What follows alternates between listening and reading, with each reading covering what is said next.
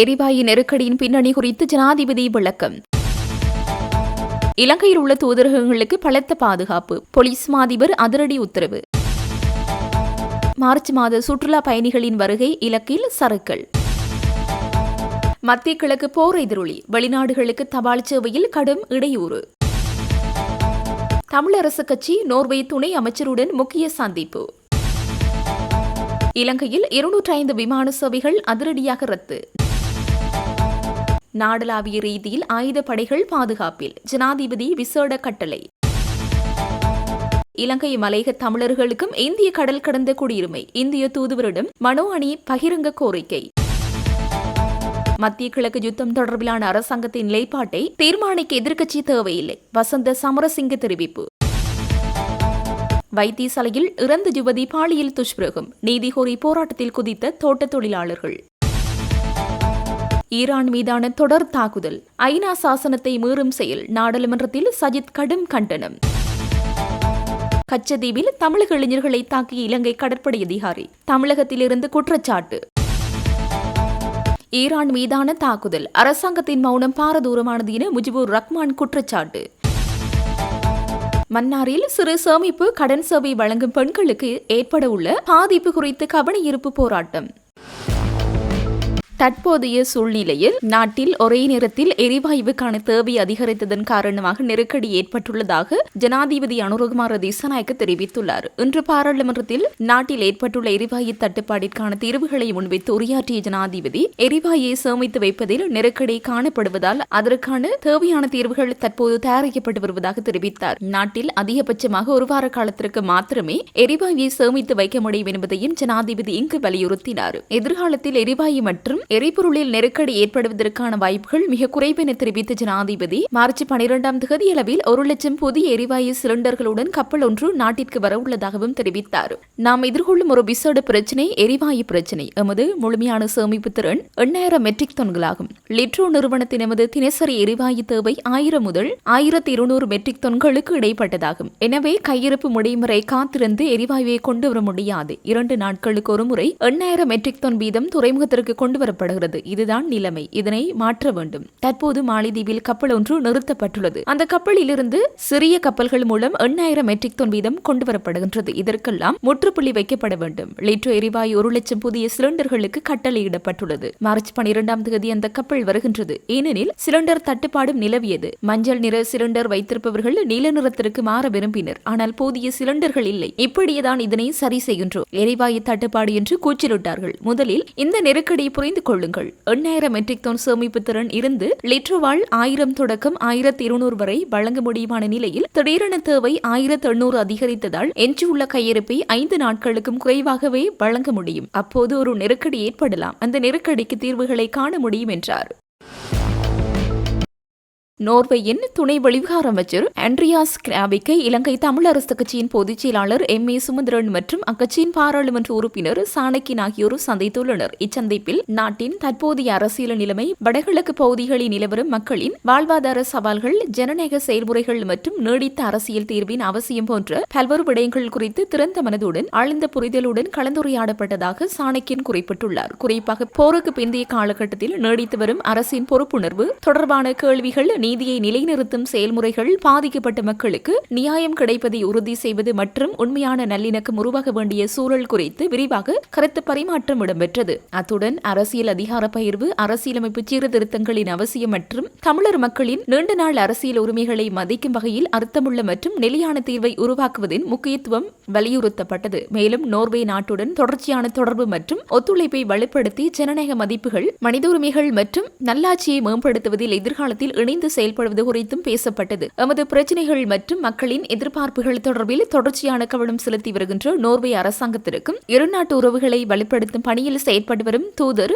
மேலின் ஸ்டென்னரின் அர்ப்பணிப்பு மற்றும் ஆதரவிற்கு நன்றி கூறியதாக சாணக்கியன் மேலும் குறிப்பிட்டுள்ளார். பொதுமக்களின் பாதுகாப்பை பேணும் நோக்கில் நாடு முழுவதும் ஆயுதம் தாங்கிய முப்படையினரையும் அழைப்பதற்கான விசேட கட்டளையை ஜனாதிபதி பிறப்பித்துள்ளதாக சபாநாயகர் ஜெகத் விக்ரமரத்ன இன்று நாடாளுமன்றத்தில் உத்தியோகபூர்வமாக அறிவித்தார். பொது பாதுகாப்பு சட்டத்தின் 12ஆம் பிரிவின் மூலம் ஜனாதிபதிக்கு வழங்கப்பட்டுள்ள அதிகாரங்களுக்கு அமையவே இந்த விசேட ஆணை பிறப்பிக்கும் வகையில் அதே விசேட வர்த்தமானி அறிவித்தல் வெளியிடப்பட்டுள்ளது. இதன்படி நாட்டின் அமைதி மற்றும் சட்டம் ஒழுங்கை பராமரிப்பதில் காவல்துறையினருக்கு ஒத்துழைப்பு வழங்கும் வகையில் ராணுவம், கடற்படை மற்றும் விமானப்படையினர் நாடளாவிய ரீதியில் பாதுகாப்பு பணிகளில் ஈடுபடுத்தப்பட உள்ளனர்.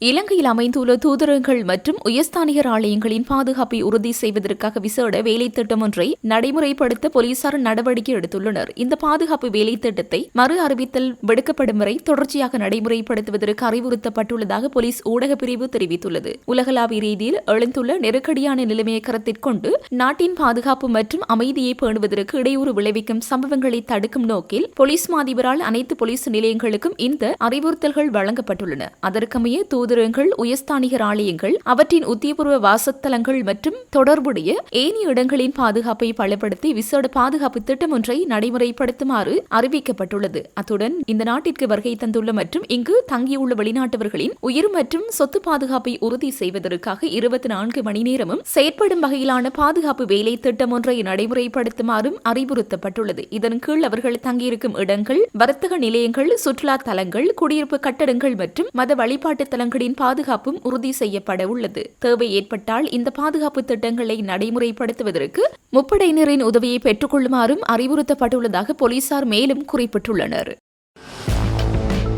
மத்திய கிழக்கில் ஏற்பட்டுள்ள போர்ச்சூழல் காரணமாக மார்ச் மாதத்தில் எதிர்பார்க்கப்பட்ட சுற்றுலா பயணிகளின் வருகை இலக்குகளை அடைய முடியவில்லை என சுற்றுலாத்துறை பிரதியமைச்சர் ருவன் ரணசிங்க தெரிவித்துள்ளார். இன்று கொழும்பில் ஊடகவியலாளர்கள் எழுப்பிய கேள்விகளுக்கு பதிலளிக்கையிலேயே பிரதியமைச்சர் இதனை குறிப்பிட்டார். எவ்வாறாயினும் இலங்கையின் மிகப்பெரிய சுற்றுலா சந்தையாக இந்தியா விளங்குவதாகவும் இந்தியாவிலிருந்து வரும் சுற்றுலா பயணிகளின் வருகையில் எவ்வித பாதிப்பும் ஏற்படவில்லை எனவும் பிரதியமைச்சர் தெரிவித்தார். மேலும் ஐரோப்பிய நாடுகளுக்கு ஸ்ரீலங்கன் விமான சேவை ஊடாக நேரடி விமான பயணங்களை ஆரம்பிக்க தற்போது நடவடிக்கை எடுக்கப்பட்டுள்ளதால் எதிர்காலத்தில் ஐரோப்பாவிலிருந்து வரும் சுற்றுலா பயணிகள் எவ்வித தடையுமின்றி இலங்கைக்கு வந்து செல்ல முடியும் எனவும் அவர் மேலும் தெரிவித்தார்.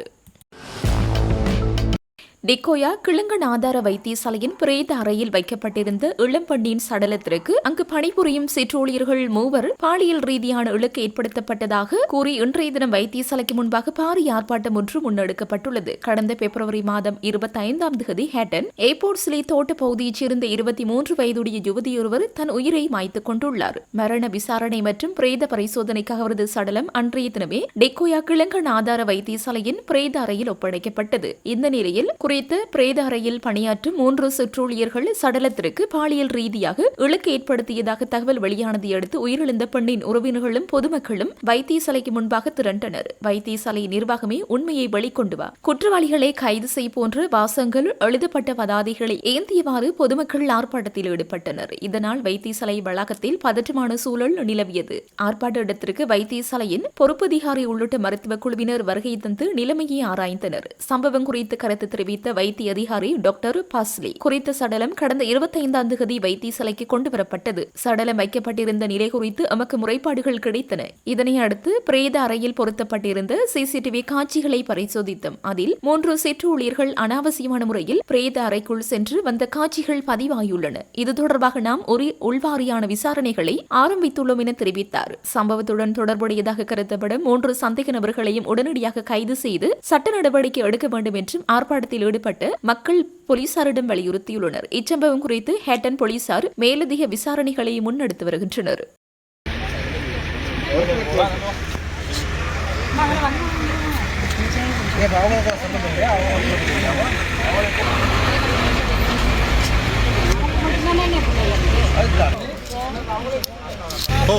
நல்லா யோசிச்சு பாருங்க. நம்ம சமூகத்தில் இருக்கிறவங்களுக்கு எல்லாருக்குமே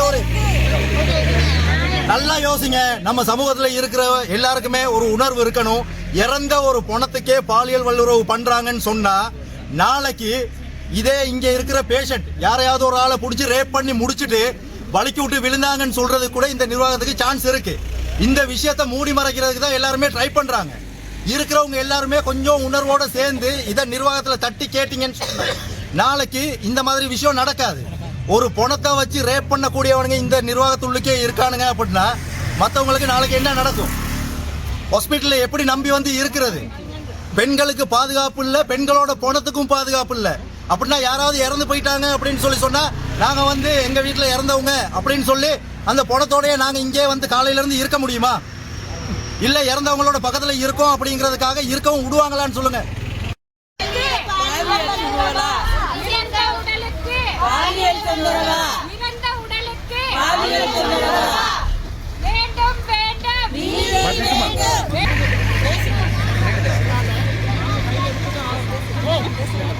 இல்ல நீங்க எல்லாம் இப்படி நின்று பாக்குறதுனால ஒண்ணும் ஆக போறது இல்ல. உங்களுக்கும் சேர்த்து தான் நாங்க பேசுறோம்.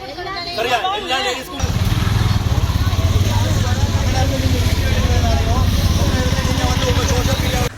கடந்த 23ஆம் தேதி வந்து இடம்பெற்ற ஒரு திடீர் மரணம். அது சம்பந்தமாக அட்மிட் பண்ணப்பட்டு கலைஞர் வைத்தியசாலையில் கொண்டு வந்து அந்த மையம் சேர்க்கப்பட்டிருந்துச்சு. அப்படியான ஒரு சந்தர்ப்பத்தில் அன்றைய இரவு வந்து 3 பேர் கொண்ட ஒரு குழு வந்து அந்த உடல் ரீதியான பாலியல் வல்லுறவு நடந்ததாக ஒரு தகவல் கிடைக்கப்பட்டிருக்கு. அது உண்மையாகவே பொதுவாக எல்லாத்துக்குமே தெரியப்பட்ட விஷயம். இப்போ முழுமையாக மலையகம் முழுக்க இந்த விஷயம் தெரிய வந்திருக்கு. நாங்கள் வந்து நோயாளர்கள் வந்து இங்கே வாரதுக்கான காரணம் என்ன, சிகிச்சை பெற்று நலம் பெற்று வீடு திரும்பணுன்ற வார ஒரு சந்தர்ப்பத்துக்காக தான் வைத்தியசாலையை நாடி வாரோம். ஆனால் எங்களுக்கு உண்மையான இவ்வாறான சந்தர்ப்பம் பார்க்குற நேரம் உயிரோட வரவங்களுக்கும் முழுமையான ஒரு பாதுகாப்பு இருக்குமா அப்படின்றதுல மிகப்பெரிய ஒரு சந்தேகமாக இருக்குது. அது மட்டும் இல்லாமல் எங்களுடைய கௌரவ கணபதி கனகராஜ் அவர்கள் சொன்னது போது இந்திய அரசாங்கத்தின் ஊடாக கொண்டு வரப்பட்ட இந்த இது வந்து முழுமையாக மலையக மக்களுக்கு போய் சேரணுன்ற அடிப்படையில் தான் அந்த வைத்தியசாலை அமைக்கப்பட்டிருந்துச்சு. அப்படியான ஒரு சந்தர்ப்பத்தில் எங்களுக்கு இப்படியான ஒரு கொடுமைகள் நடக்குமா இருந்தால் எங்களுடைய அதாவது பெண்களுக்கு இப்படியான இதுகள் நடக்குமா இருந்தால் நாங்கள் கட்டாயமாக மக்கள் பிரதிநிதி அப்படின்ற அடிப்படையில் குரல் கொடுக்கக்கூடியவர்களாக நாங்கள் இருக்கோம். அதன் அடிப்படையில் தான் இன்றைக்கி கலைஞர் வைத்தியசாலையினுடைய வளாகத்தில் இப்படியான ஒரு இது ஏற்பாடு செய்யப்பட்டிருக்கிறது. அது இல்லாமல் உண்மையாகவே வெக்கத்தை விட்டு சொல்லப்போனால் பாட்டியை கொண்டு வந்து நிப்பாட்டுறதுல கூட எங்களுக்கு பயமாக இருக்குது. ஏன்னா பாட்டியும் நாளைக்கு வலுவுறுப்படுத்துறதுக்கான வாய்ப்பு இருக்குது அப்படின்றது தான் இந்த செயலேருந்து நாங்கள் பார்க்கக்கூடியதாக இருக்குது. இதுக்கு உண்மையாக நீதி வேண்டி இன்னைக்கு இந்த போராட்டம் நடக்குது. நீதி கிடைக்காத பட்சத்தில் இதை விட மிகப்பெரிய ஒரு வலுப்பெறக்கூடிய ஒரு வாய்ப்பும் இருக்குது. இது பொதுவாக வைத்தியசாலை நிர்வாகம் வந்து இதற்கான முழுமையான தீர்வு வரணும். போலீஸ் ரீதியாக இதுக்கான நடவடிக்கை எடுக்கிறதுக்கான முன்னெடுக்க வேண்டும். அதே நேரம் என்னன்னு கேட்டால் பாதிக்கப்பட்டிருக்கிற அந்த இது முழுமையாக ஆத்மா சாந்தி அடையணும்னா அந்த 3 பேருக்கான முழுமையான தண்டனை கொடுக்கறதுக்கான ஒரு வாய்ப்பை உருவாக்கணும் அப்படின்றது தான் எங்களுடைய இந்த போராட்டத்தினுடைய முழுமையான நோக்கம். இறந்த உடலுக்கு பாலியல் வல்லுறவா? இறந்த உடலுக்கு நீதி வேண்டும். வேண்டும் வேண்டும் நீதி வேண்டும். வேண்டும் வேண்டும் வேண்டும் நீதி வேண்டும். இறந்த பாலியல் வல்லுறவா? பாலியல் வல்லுறவா? பாலியல் வல்லுறவா? பாலியல் வல்லுறவா?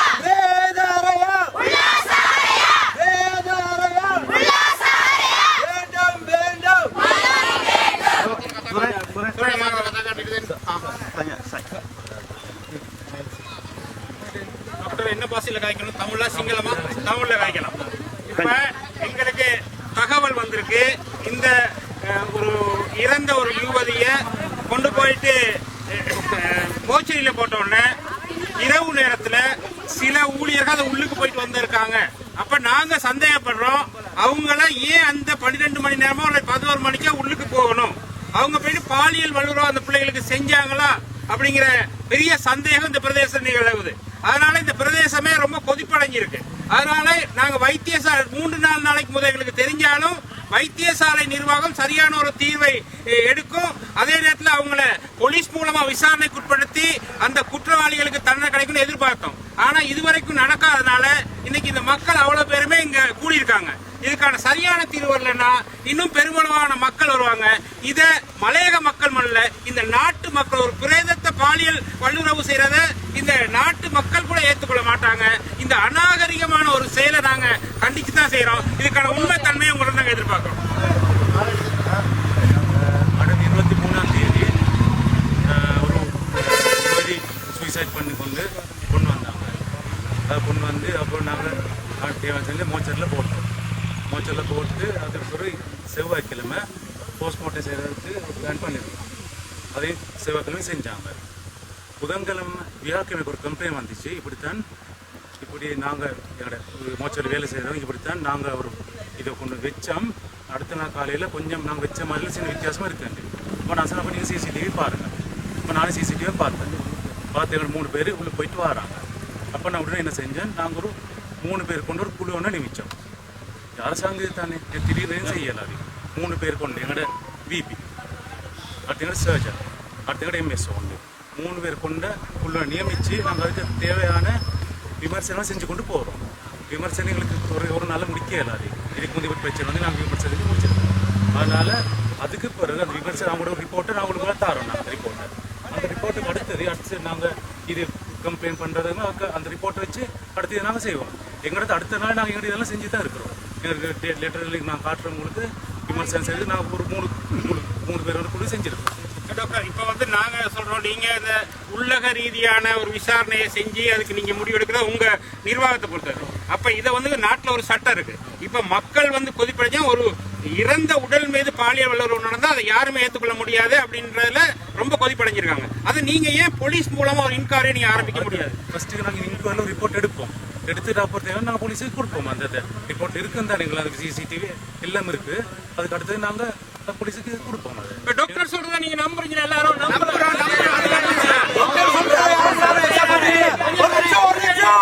கொஞ்சம் அமைதியா இருங்க.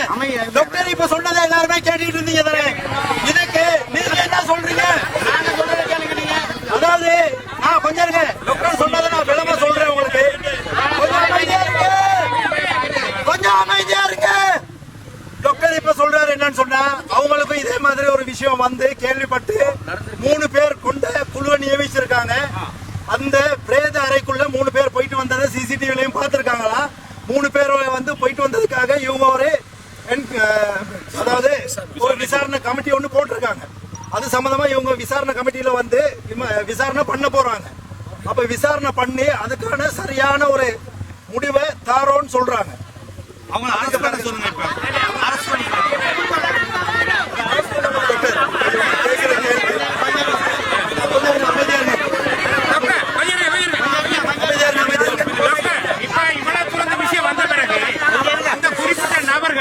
இதை விட்டு ஓடிட்டாவோ இல்லாட்டி தப்பிச்சு போயிட்டாவோ வேலையை விட்டு ஓடிட்டாவோ உங்களுக்கு இன்குவரி முடிச்சு நீங்க விசாரணை செஞ்சு குற்றவாளியா இருந்தாலும் ஒன்றும் செய்ய முடியாது. ஏன் பெறலாம்? இதே நேரத்தில் போலீஸ் மூலமா அவங்கள நீங்க ஒரு முடியும். ஏன்னா மக்கள் வந்து இப்ப இப்படி பாருங்க முடிச்சு போயிருக்காங்க. அவங்க இப்படி பார்த்துக்கிட்டு இருக்க மாட்டாங்க. ஆள் அடையாமலாம் என்ன செய்வாங்கன்னு தெரியாது அது மக்கள்கிட்ட. அதனால ஒரு பாதுகாப்பாக அவங்க நீங்க போலீஸ்ல பாரம் கொடுத்தா என்ன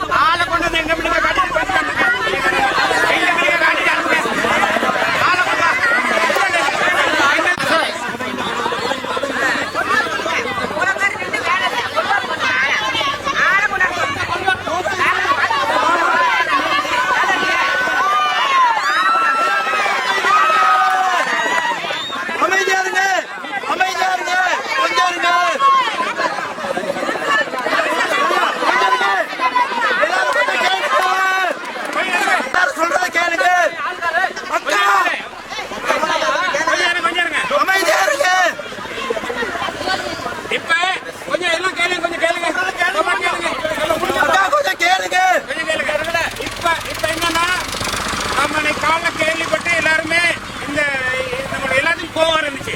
இப்படி ஒரு நடவடிக்கை இதுல நடக்கக்கூடாது. அதனால காலையில் நாங்க எல்லாம் ஆர்ப்பாட்டம் பண்ணோம். இப்ப அங்கிருந்து நாங்க இந்த ஹாஸ்பிட்டலுக்கு பொறுப்பான எம்எஸ் கொண்டு வந்தோம். கொண்டு வந்து அவங்களோட டாக்டர்ஸ் எல்லாம் வந்தாங்க. வந்து அவங்க சொன்னாங்க நாங்க இன்கொயரி நடத்துறோம். அந்த இன்கொயரில எங்களுக்கு திருப்தி கிடையாது.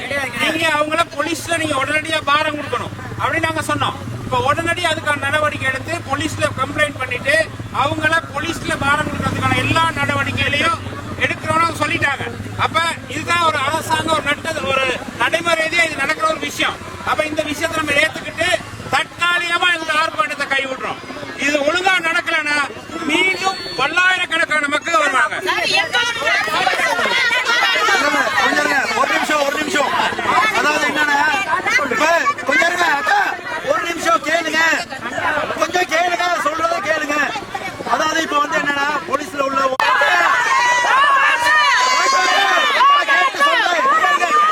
இப்ப எல்லாரும் கொஞ்சம் பின்னாடி தலைப்போம். எங்க இல்ல கொஞ்சம் அமைதியா இருங்க. ஒரு நிமிஷம் அமைதியா. ஈரான் மீதான தொடர் தாக்குதலானது சர்வதேச சட்டங்களையும் ஐக்கிய நாடுகள் சபையின் சாசனத்தையும் அப்பட்டமாக மீறும் செயலாகும் என்று எதிர்க்கட்சித் தலைவர் சஜித் பிரேமதாச நாடாளுமன்றத்தில் இன்று தெரிவித்துள்ளார். அவர் மேலும் உரையாற்றுகையில் ஈரான் மீதான தாக்குதல்களை வன்மையாக கண்டிப்பதாக தெரிவித்தார். அதேவேளை ஐக்கிய அரபு அமீரகம், சவுதி அரேபியா மற்றும் கட்டார் உள்ளிட்ட நாடுகள் மீது ஈரான் முன்னெடுத்த தாக்குதல்களையும் தாம் கண்டிப்பதாக குறிப்பிட்டார். பிராந்தியத்தின் அமைதியை குலைக்கும் எந்த ஒரு வன்முறை நடவடிக்கையும் ஏற்றுக்கொள்ள முடியாது என்றும் அவர் தெரிவித்தார். மத்திய கிழக்கில் தீவிர அடைந்துள்ள போர்ச்சூழலால் இலங்கையின் பொருளாதாரம், அந்நிய செலாவணி மற்றும் எரிபொருள் விநியோகம் ஆகியவற்றில் ஏற்பட உள்ள பாரதூரமான தாக்கங்கள் குறித்து அவர் சபையில் கவலை வெளியிட்டார். இப்பிரச்சனையை கையாள்வதற்கு தேசிய ரீதியிலான ஒருமித்த கருத்து அவசியம் என தெரிவித்த சஜித் பிரேமதாச, மத்திய கிழக்கு நெருக்கடியால் இலங்கைக்கு ஏற்படும் பிரச்சனைகள் குறித்து விவாதிக்க உடனடி விசேட கலந்துரையாடல் ஒன்று நடாத்தப்பட வேண்டும் என்றும் இதற்கான அழைப்பை ஜனாதிபதி விடுக்க வேண்டும் என்றும் அவர் வலியுறுத்தினார். கட்சி பேதங்களை கடந்து அனைத்து அரசியல் கட்சிகளும் இதில் பங்கேற்று நாட்டின் நலன் கருதி ஒன்றிணைந்து செயற்பட வேண்டும் என்றும் அவர் கோரிக்கை விடுத்தார். மத்திய கிழக்கு பிராந்தியத்தில் நிலவும் போர் நிலைமை காரணமாக பல்வேறு நாடுகளுக்கு பொருட்களை அனுப்பும் நடவடிக்கைகளுக்கு இடையூறு ஏற்பட்டுள்ளதாக தபால் மா அதிபர் SRWMRP சத்குமார் தெரிவித்தார். இன்று ஊடகங்களுக்கு கருத்து தெரிவித்த அவர், கடந்த வெள்ளிக்கிழமை பொறுப்பேற்கப்பட்டு சில பொருட்களை இதுவரை அனுப்ப முடியவில்லை என குறிப்பிட்டார். மத்திய கிழக்கு பிராந்தியத்தில் நிலவும் நிலையற்ற தன்மை காரணமாக சில பகுதிகளுக்கு பொருட்களை அனுப்புவது மட்டுப்படுத்தப்பட்டுள்ளதுடன் சில பொருட்களை அனுப்புவதில் தடங்கள் ஏற்படலாம் எனவும் அவர் தெரிவித்தார். குறிப்பாக பிராந்தியத்திற்கான பெருமளவிலான விமான சேவைகள் ரத்து செய்யப்பட்டுள்ளதால் சர்வதேச தபால் சேவைகள் நேரடியாக பாதிக்கப்பட்டுள்ளன. தாமதங்கள் குறித்து பொதுமக்களுக்கு அறிவிக்க நடவடிக்கை எடுத்துள்ளதாக குறிப்பிட்ட தபால் மா அதிபர், அந்தந்த நாடுகளின் தபால் நிர்வாகங்களுடன் தொடர்ச்சியாக தொடர்புகளை பேணி வருவதாகவும் தெரிவித்தார். நிலைமை வழமைக்கு திரும்பியவுடன் சர்வதேச தபால் சேவைகளை வழமை போன்று ஆரம்பிக்க எதிர்பார்ப்பதாகவும் அவர் குறிப்பிட்டார். இவ்வாறான சூழ்நிலையில் பொருட்கள் தாமதமாவதால், குறிப்பாக பழுதடையக்கூடிய பொருட்கள் தொடர்பில் அபாயம் காணப்படுவதால் அவை வீணாகும் நிலை ஏற்படலாம் எனவும் அவர் வலியுறுத்தினார். எனவே தற்போது நிலைமையை புரிந்து கொண்டு வெளிநாடுகளுக்கு பொருட்களை அனுப்புவதற்கு நடவடிக்கை எடுக்குமாறு பொதுமக்களிடம் கோரிக்கை விடுக்கப்பட்டுள்ளது. சம்பந்தப்பட்ட இடங்களுக்கு பொருட்களை அனுப்புவதில் தற்போதுள்ள சிரமங்கள் இலங்கைக்கு மாத்திரமின்றி ஏனைய நாடுகளுக்கும் ஏற்பட்டுள்ளதாக அவர் மேலும் தெரிவித்தார். எரிவாயு மற்றும் எரிபொருள் தொடர்பில் அச்சமடைய வேண்டிய அவசியமில்லை என வர்த்தக வாணிபு மற்றும் உணவு பாதுகாப்பு மற்றும் கூட்டுறவு அபிவிருத்தி அமைச்சர் வசந்த சமரசிங்க தெரிவித்துள்ளார். நாடாளுமன்றத்தில் இன்று உரையாற்றிய போதே அவர் இதனை தெரிவித்துள்ளார். இந்த ஆண்டிற்காக 3,80,000 மெட்ரிக் டன் எரிவாயுவை பெற்றுக் கொள்வதற்கு ஒப்பந்தம் செய்யப்பட்டுள்ளது. ஜனவரி மாதத்தில் 24,000 மெட்ரிக் டன் மற்றும் பிப்ரவரி மாதத்தில் 28,000 மெட்ரிக் டன் எரிவாயு கொண்டுவரப்பட்டது. மார்ச் மாதத்திற்கான தேவை 32,000 மெட்ரிக் டன் ஆகும். ஆனால் 38,000 மெட்ரிக் டன் எரிவாயுவை கொண்டுவர நடவடிக்கை எடுக்கப்பட்டுள்ளது. இதற்காக மார்ச் 31ஆம் தேதிக்குள் 10 கப்பல்கள் வரவுள்ளன. தட்டுப்பாட்டை நீக்க ஒரே நாளில் விநியோகிக்க திட்டமிடப்பட்டுள்ள எரிவாயு கொள்கலன்களின் விபரங்கள் 12.5 கிலோகிராம் 82,901 கொள்கலன்கள், 5 கிலோகிராம் 20,500 கொள்கலன்கள், 2.5 கிலோகிராம் 21,199 கொள்கலன்கள். தினசரி விநியோகம் 1,200 மெட்ரிக் டன்னிலிருந்து 1,800 மெட்ரிக் டன் வரை அதிகரிக்கப்பட்டுள்ளது. எரிவாயு சந்தையில் 82% பங்கினை கொண்டுள்ள லிட்ரோ நிறுவனம் விநியோகத்தை அதிகரித்துள்ளது. சில நிறுவனங்கள் முறையாக எரிவாயை வழங்க தவறினால் நுகர்வோர் தங்களின் மஞ்சள் நிற கொள்கலன்களை நீல நிற கொள்கலன்களுக்கு மாற்றிக்கொள்ள அனுமதிப்பது குறித்து பரிசீலிக்கப்படும். புதியதாக 1,00,000 எரிவாயு கொள்கலன்களை சந்தைக்கு விநியோகிக்க நடவடிக்கை எடுக்கப்பட்டுள்ளது. இதன் விநியோகம் இம்மாதம் 12ஆம் தேதி முதல் ஆரம்பிக்கப்படும். எரிபொருள் விநியோகம் இந்தியா மற்றும் சிங்கப்பூர் ஆகிய நாடுகளுடனான ஒப்பந்தங்கள் மூலம் உறுதி செய்யப்பட்டுள்ளது. கடந்த அக்டோபர் முதல் இதற்காக இந்தியாவிலிருந்து 17 கப்பல்களும் சிங்கப்பூரிலிருந்து 5 கப்பல்களும் வந்துள்ளன. உலகளாவிய நெருக்கடிகளுக்கு மத்தியிலும் தட்டுப்பாடின்றி விநியோகம் செய்ய தேவையான திட்டங்கள் இருப்பதால் பொதுமக்கள் அச்சமடைந்து பொருட்களை சேமிக்க தேவையில்லை என அவர் தெரிவித்தார். இதேவேளை மத்திய கிழக்கு யுத்தம் தொடர்பிலான அரசாங்கத்தின் நிலைப்பாட்டை தீர்மானிக்க எதிர்க்கட்சி தேவையில்லை என அவர் தெரிவித்துள்ளார். இறையாண்மையுள்ள நாட்டை மற்றொரு நாடு அடிமைப்படுத்துவதை அரசாங்கம் ஆதரிக்கவில்லை. உலகளவில் அடிப்படை மனித உரிமைகளை பாதுகாப்பதே இந்த நிர்வாகத்தின் முக்கிய நிலைப்பாடாகும். தற்போதைய யுத்த நிலைமை பிராந்திய ரீதியாக குறிப்பாக மத்திய கிழக்கு பகுதிகளில் பெரும் தாக்கத்தை ஏற்படுத்தி வருகிறது. இந்த மோதலானது மத்திய கிழக்கில் பணிபுரியும் இந்நாட்டைச் சேர்ந்த சுமார் 10,00,000 தொழிலாளர்களுக்கு பெரும் சவால்களை உருவாக்கியுள்ளது. போரை உடனடியாக நிறுத்தி மனித உயிர்களை பாதுகாப்பதற்கு உலக தலைவர்கள் முன்வர வேண்டும். இந்த விவகாரங்களில் அரசாங்கத்தின் நிலைப்பாட்டை அல்லது செய்தியை தீர்மானிக்க எங்களுக்கு எதிர்க்கட்சி தேவையில்லை என தெரிவித்துக் கொள்ள விரும்புகின்றோம் என்று அவர் தெரிவித்துள்ளார். மத்திய கிழக்கில் ஏற்பட்டுள்ள போர் மோதல்கள் காரணமாக இதுவரை மொத்தம் 205 விமான சேவைகள் ரத்து செய்யப்பட்டுள்ளதாக துறைமுகங்கள் மற்றும் சிவில் விமான போக்குவரத்து அமைச்சர் அருண கருணாதிலக்க தெரிவித்துள்ளார். மத்திய கிழக்கு பிராந்தியத்தில் தற்போது நிலவும் சூழ்நிலையால் விமான போக்குவரத்து துறையில் ஏற்பட்டுள்ள தற்போதைய நிலைமை குறித்து இன்று அமைச்சின் வளாகத்தில் நடைபெற்ற விசேட கலந்தாலோசனையின் பின்னரே அமைச்சர் இதனை தெரிவித்தார். அங்கு தொடர்ந்து கருத்து தெரிவித்த அமைச்சர், நாட்டுக்கு வரவிருந்த 107 விமானங்களும் புறப்படவிருந்த 98 விமானங்களும் என மொத்தம் 205 விமான சேவைகள் ரத்து செய்யப்பட்டுள்ளதாக தெரிவித்தார். மேலும் இந்த விமான சேவைகள் ரத்து செய்யப்பட்டதை அடுத்து இந்த நாட்டில் தங்கியுள்ள சுற்றுலா பயணிகளுக்கு 2 வாரங்களுக்கு விசா நீட்டிப்பை வழங்க முதலில் நடவடிக்கை எடுக்கப்பட்டிருந்த போதிலும் தற்போதைய சூழ்நிலையால் அவர்கள் இலங்கையில் தங்கியிருக்கும் காலம் முழுவதற்கும் விசா வசதிகளை வழங்க வெளிவிகார அமைச்சு மற்றும் குடிவரவு குடியல்வு திணைக்களத்துடன் கலந்துரையாடி தீர்மானிக்கப்பட்டுள்ளதாகவும் அமைச்சர் குறிப்பிட்டார். தற்போதைய சூழ்நிலையில் சில விமான பயணங்கள் ரத்து செய்யப்பட்டதால் பயணிகள் சிரமத்திற்குள்ளாகியுள்ளனர் என்றும் அதற்கமைய விமான பயணங்களை மீளமைப்பதற்கு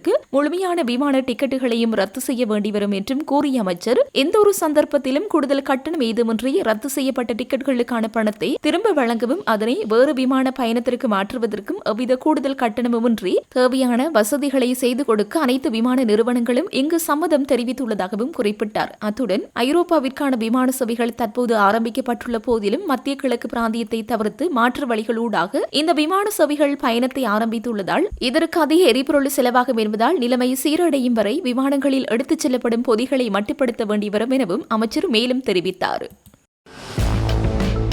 இலங்கை வாழ் இந்திய வம்சாவளி மலையக தமிழர்களின் சமூக பொருளாதார மற்றும் கல்வி வளர்ச்சியை மேம்படுத்தும் நோக்கில் இந்திய அரசு வழங்கக்கூடிய விசேட சலுகைகள் மற்றும் திட்டங்கள் குறித்து தமிழ் முற்போக்கு கூட்டணி இந்திய தூதுவரிடம் முக்கிய முன்மொழிவுகளை சமர்ப்பித்துள்ளது. கொழும்பில் உள்ள இந்திய இல்லத்தில் நடைபெற்ற இக்கலந்துரையாடலில் மனோ கணேசன் எம்பி தலைமையிலான தமிழ் முற்போக்கு கூட்டணியினர் இந்திய தூதுவர் சந்தோஷ் ஜாவிடம் முன்வைத்த பிரதான கோரிக்கைகள் வருமாறு: இலங்கையில் வாழும் 15 லட்சம் இந்திய வம்சாவளி தமிழர்களில் விரும்புவோருக்கு தகுதியின் அடிப்படையில் கடல் கடந்த இந்திய குடியுரிமை அந்தஸ்தை வழங்க வேண்டும் என வலியுறுத்தப்பட்டுள்ளது. மொரீசியஸ் நாட்டில் இந்திய வம்சாவளியினருக்கு வழங்கப்படும் ஓசிஐ கட்டமைப்பை இலங்கையிலும் நடைமுறைப்படுத்தலாம். 1964ஆம் ஆண்டின் ஸ்ரீமா சாஸ்திரி ஒப்பந்தத்தால் பாதிக்கப்பட்ட சமூகத்தின் வரலாற்றை அங்கீகரிப்பதற்கும் அவர்களின் கல்வி, தொழில் மற்றும் வாழ்வாதார பாதிப்புகளுக்கு இது ஒரு சிறப்பு பாதுகாப்பு நடவடிக்கையாக அமையும் என மனோ கணேசன் சுட்டிக்காட்டினார். 1946 முதல் இயங்கி வரும் இலங்கை தோட்ட தொழிலாளர் கல்வி அறக்கட்டளை என்பதை இன்றைய சமூக மாற்றத்திற்கேற்ப இந்திய வம்சாவளி தமிழர் சமூக சமூக மேம்பாட்டு அறக்கட்டளை என பெயர் மாற்றம் செய்து விரிவுபடுத்த வேண்டும் என பரிந்துரைக்கப்பட்டது. இதன் கீழ் பின்வரும் திட்டங்கள் முன்மொழியப்பட்டன. புலமை பரிசில், மாணவர்களுக்கான உதவித்தொகை மற்றும் பயனாளிகளின் எண்ணிக்கையை அதிகரித்தல், ஆசிரியர் பயிற்சி, கணிதம், விஞ்ஞானம், தொழில்நுட்பம் மற்றும் ஆங்கில பாடங்களுக்கான தமிழ் மொழி மூலமான ஆசிரியர் பயிற்சி கல்லூரியை நிறுவுதல், தாதியர் பயிற்சி, மலையக பெண்களுக்காக பிரத்யேக தாதியர் பயிற்சி நிறுவனத்தை அமைத்தல், சர்வதேச பள்ளிகள், இந்திய நவோதயா பள்ளிகளின் முறைப்படி இந்து சர்வதேச பள்ளிகளை இலங்கையில் நிறுவுதல், மலையக பல்கலைக்கழகம் நுவரெலியா மாவட்டத்தில் தமிழக பல்கலைக்கழகம் ஒன்றின் அங்கீகாரத்துடன் மலையக பல்கலைக்கழக வளாகத்தை உருவாக்கி அதனை பிற்காலத்தில் தேசிய பல்கலைக்கழகமாக தரம் உயர்த்துதல். சந்திப்பின் பின்னணி இன்று 10 லட்சம் பேர் தோட்ட பகுதிகளில் வாழ்ந்தாலும் 1 லட்சம் பேர் மட்டுமே தோட்ட தொழிலாளர்களாக உள்ளனர். ஏனையோர் சுய முயற்சியால் பல்வேறு துறைகளில் வளர்ந்த ஒரு தேசிய சிறுபான்மையினமாக உருமாற்றம் அடைந்துள்ளனர். இவர்களின் தார்மீக பொறுப்பு இந்தியாவிற்கு உண்டு என்று அவர் தெரிவித்தார். இந்த சந்திப்பில் தமிழ் முற்போக்கு கூட்டணியின் பிரதி தலைவர் ராதாகிருஷ்ணன், அரசியல் குழு உறுப்பினர் பாரத் அருள்சாமி மற்றும் இந்திய அரசியல் துறை கவுன்சிலர் ராம்பாபு ஆகியோரும் கலந்து கொண்டனர். ஈரான் மீதான தாக்குதல் மற்றும் அந்நாட்டின் ஆன்மீக தலைவர் படுகொலை செய்யப்பட்டமை தொடர்பில் இலங்கை அரசாங்கம் மௌனம் காக்கின்றமை ஏற்றுக்கொள்ள முடியாது என நாடாளுமன்ற உறுப்பினர் முஜிபுர் ரஹ்மான் தெரிவித்துள்ளார். நாடாளுமன்றம் சபாநாயகர் ஜெகத் விக்ரமரத்தன் தலைமையில் இன்று கூடியது. அதன்போது உரையாற்றுகையிலேயே அவர் இதனை தெரிவித்துள்ளார். மத்திய கிழக்கு பிராந்தியத்தில் ஏற்பட்டுள்ள போர்ச்சூழல் உலகையே அச்சத்தில் ஆழ்த்தியுள்ள நிலையில் இது இலங்கையின் பொருளாதாரத்திலும் நேரடி தாக்கத்தை ஏற்படுத்தும் விடயமாகும். மத்திய கிழக்கு பிராந்தியத்தில் சுமார் 10 லட்சம் இளைஞர்கள் தொழில் புரிந்து வருவதால் அங்கு ஏற்படும் பதற்றம் இலங்கையின் எதிர்கால பயணத்தை பாதிக்கும். எண்ணெய் மற்றும் எரிவாயு விநியோகத்தில் சிக்கல்கள் எழுந்துள்ளமை நாட்டின் பொருளாதாரத்தை நேரடியாக பாதிக்கும். உலகளாவிய ரீதியில் ஏற்பட்டுள்ள இந்த பதற்ற நிலை இலங்கையின் பொருளாதார முன்னேற்றத்திற்கு தடையாக அமையும். ஈரான் மீதான தாக்குதல் மற்றும் அந்நாட்டு தலைவரின் படுகொலைக்கு எதிராக அரசாங்கம் ஒரு கண்டன தீர்மானத்தை கூட நாடாளுமன்றத்தில் முன்வைக்கவில்லை. ஜனாதிபதி இதுகுறித்து நேரடியாக பேசாமல் அமைச்சர்கள் கூற வேண்டிய விடயங்களை நாடாளுமன்றத்தில் உரையாற்றுகின்றார். முன்னைய காலங்களில் அமெரிக்கா மற்றும் ஆஸ்திரேலியன் செயற்பாடுகளுக்கு எதிராக குரல் கொடுத்தவர்கள் தற்போது ஆட்சியில் இருக்கும் போது மௌனமாக இருப்பது அவர்களின் சந்தர்ப்பவாத அரசியலை காட்டுகின்றது. தற்போதைய அரசாங்கம் சர்வதேச அழுத்தங்களுக்கு பணிந்துவிட்டது. ஈரான் விவகாரத்தில் சர்வதேச நாடுகள் பலவும் கண்டனங்களை வெளியிட்டு வரும் நிலையில் இலங்கையின் தற்போதைய மௌனம் அந்நாட்டின் நீண்டகால வெளிநாட்டுக் கொள்கைக்கு முரணானது என அவர் தெரிவித்தார். இலங்கையின் பிரதம நீதியரசர் பிரேத்மி பத்மன் சூரசேன உத்தியபூர்வ பயணமாக இன்றைய தினம் காலை மன்னாரிற்கு விஜயம் செய்தார். மன்னாரிற்கு விஜயம் மேற்கொண்டு வருகை தந்த பிரதம நீதியரசர் பிரேத்மி பத்மன் சூரசேன மன்னார் நீதவான் நீதிமன்றத்திற்கு விஜயம் செய்தார். இதன்போது மன்னார் மேல் நீதிமன்ற நீதிபதி ஏ ஆனந்தராஜா, மன்னார் மாவட்ட நீதவான் ஐயன் ரிஸ்வான், மன்னார் மாவட்ட மேலதிக நீதவான் MF சிகாரா மற்றும் சட்டத்தரணிகள், நீதிமன்ற உத்தியோகர்கள் இணைந்து பிரதம நீதியரசரை வரவேற்றனர். அதனைத் தொடர்ந்து மன்னார் மேல் நீதிமன்ற கட்டடத்தில் பிரதம நீதியரசர் தலைமையில் கலந்துரையாடல் இடம்பெற்றது. இதன்போது நீதிமன்ற செயற்பாடுகள் உள்ளடங்கலாக பல்வேறு விடயங்கள் குறித்து ஆராயப்பட்டது.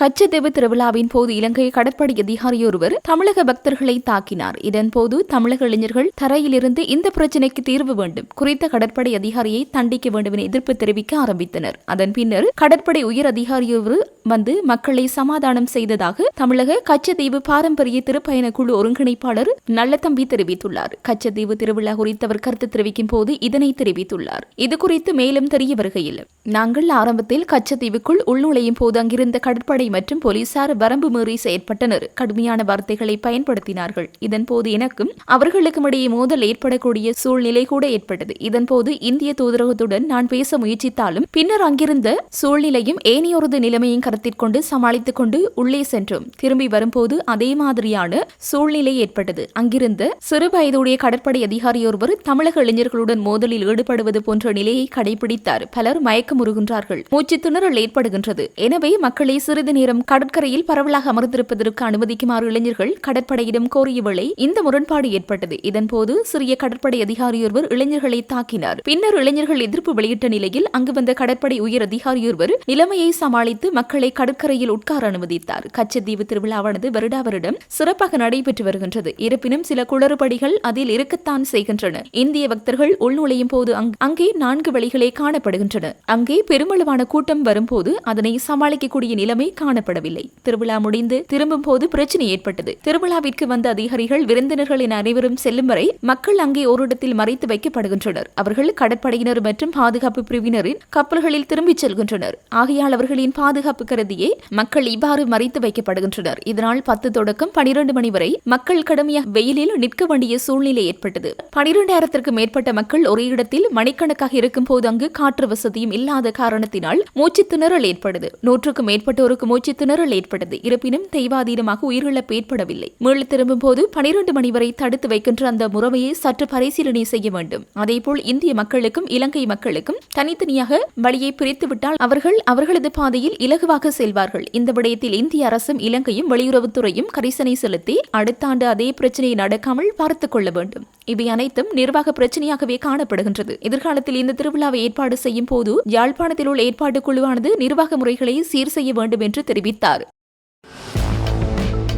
நிதியமைச்சினால் முன்மொழியப்பட்ட நுண்நிதி மற்றும் கடன் ஒழுங்குபடுத்தும் அதிகார சபை சட்டத்திற்கமைவாக உள்ளூரில் சுயதொழிலில் ஈடுபடும் குறிப்பாக சமூக மட்டத்தில் சிறு சேமிப்பு மற்றும் கடன் சேவை வழங்கும் பெண்களை குறித்த சட்டத்திற்குள் கொண்டுவருதல் தமக்கு ஏற்பட உள்ள பாதிப்புகளை கருத்தில் கொண்டு அதற்கு எதிராக மன்னார் மாவட்ட மாதர் அபிவிருத்தி ஒன்றியத்தின் ஏற்பாட்டில் மன்னார் மாவட்ட செயலகத்திற்கு முன் கவனியிருப்பு போராட்டம் முன்னெடுக்கப்பட்டது. போராட்டத்தில் ஈடுபட்ட பெண்கள் மற்றும் சுயதொழில் முயற்சியாளர்கள் பல்வேறு வாசங்கள் எழுதப்பட்ட பதாதைகள் ஏந்தியவாறு அமைதியான முறையில் கவனியிருப்பு போராட்டத்தில் ஈடுபட்டனர். குறித்த பதாதைகளில் கிராமிய சேமிப்பு திட்டங்களை அளித்து நிதி நிறுவனங்களுக்கும் வட்டிக்காரர்களுக்கும் வாய்ப்பளிக்காது. இச்சட்டம் பெண்களை அடிமையாக்க நுண்நிதி நிறுவனங்களுக்கு வாய்ப்பளிக்கிறது. இச்சட்டம் சுய உதவி குழுக்களின் சேமிப்புகளை ஆபத்திற்குள் தள்ளுகிறது. அவசர தேவைக்கு பணம் கிடைக்கும் ஒரே வழியான சமூக சேமிப்பு திட்டங்களை தடை செய்யாது. நாங்கள் இச்சட்டத்திற்கு எதிரானவர்கள் அல்ல. ஆனால் ஏழைகள் சமூக மட்ட சேமிப்பு இல்லாமல் எதிர்கொள்ளப் போகும் அவல நிலையை மீள் பரிசீலனை செய்யுங்கள் போன்ற வாசங்கள் கொண்ட பதாதைகளை ஏந்தியவர்களாக பெண்கள் காணப்பட்டனர். தொடர்ந்து கவனஈர்ப்பு போராட்டத்தில் கலந்து கொண்ட பெண்கள் ஊர்வலமாக மன்னார் மாவட்ட செயலகத்தின் நுழைவாயிலில் வைத்து ஜனாதிபதிக்கான மகஜரை மன்னார் மாவட்ட அரசாங்க அதிபர் கனகேஸ்வரன் அவர்களிடம் கையளித்தனர்.